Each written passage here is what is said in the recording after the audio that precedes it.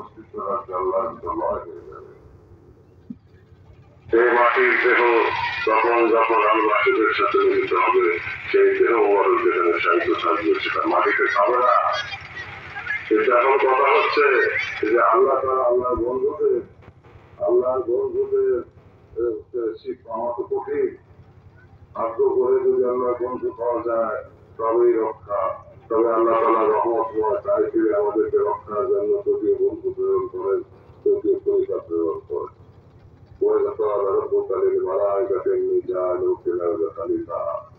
আমি দুনিয়াতে খলিফা প্রেরণ।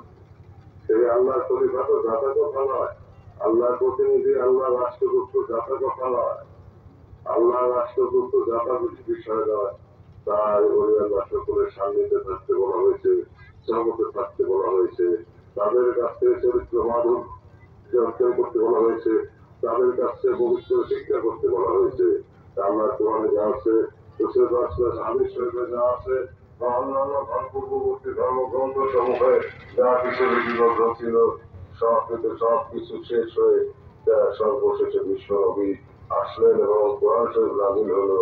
এই কোরআনের পরিবারের মধ্যে যা কিছু আছে, সমস্ত গুণ, সমস্ত জ্ঞান বলে আল্লাহ সকলের ভিতরে আল্লাহ দান করেন।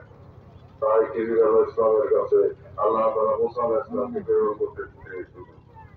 প্রেরণ করেছিলেন, বলেছিলেন হে মুসা, সেই তেনার কাছে যেতে বলেছিল উলুল আযম পয়গম্বর মুসা আলাইহিস ইসলাম। তাই ভাই বোনেরা আমার, আপনারা যাকে পার্টিকে সমর্থন করেন, গোলাপ ফুলে ভোট দেন, গোলাপ ফুলে ভোটের জোয়ার সৃষ্টি করেন, দেশবাসীর মন মননকে পরিবর্তন করেন, তাদের মন মনন ঘুরিয়ে এনে গোলাপ ফুলের পক্ষে ভোটের জোয়ার সৃষ্টি করেন। সেই বিগত দিনে যারা আমাদের সর্বনাশ করেছে, সেই সব ধর্মীয়, তথাকথিত ধর্মীয় এবং তথাকথিত রাজনৈতিক দলসমূহ উৎখাত করে, প্রত্যাখ্যান করে জাকের পার্টি গোলাপ ফুলকে জয়যুক্ত আপনাদের করতেই হবে। দাদা, আপনারা গোলাপ ফুলকে জয়যুক্ত করবেন না,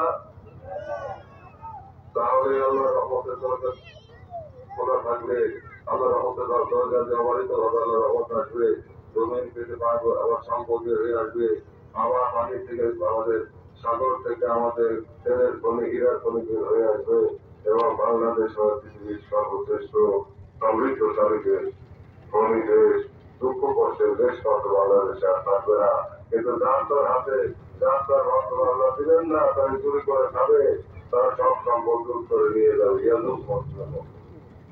তাই আল্লাহ তারা দিবেন সেই শাসক পথের দ্বারা তারা যাদের ভিতরে দুনিয়ার খায়সান নাই, আল্লাহ বাদশাহ হওয়ার ইচ্ছা তাদের মধ্যে নাই, কিন্তু আল্লাহর ইচ্ছায় তাদেরকে দায়িত্ব পালন করতে হয়।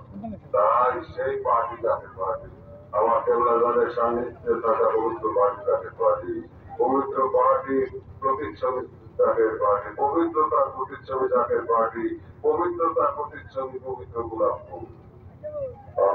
যাদের পার্টির পতাকা নিয়ে সমবেত হয়ে জাতিকে ঐক্যবদ্ধ করে আমরা করতে মহাপর এবং খ্যাপের উপরে ঘোষিত করে গোলাপ ফুলের পক্ষে দেশবাসীর ভোট আমি প্রার্থনা করছি। আপনারা আল্লাহ তাআলার দিকে তাকিয়ে আমার কেবলের পাঠ মহব্বত হয়ে দোয়ার নবীর নেতৃত্বের দিকে তাকিয়ে আপনারা গোলাপ ফুলে ভোট দেন। আমি বিশ্বাস করি গোলাপ ফুলের মাধ্যমে জাতীয় পার্টি যদি বিজয় লাভ করতে পারে, ক্ষমতার মস্তকে বসতে পারে, তবে আমরা তারা আমাকে নিমিত্ত পাইলে আমাদের জন্য রহমতের দোয়া করে দিবেন এবং আমাদের সম্পদ প্রাচুর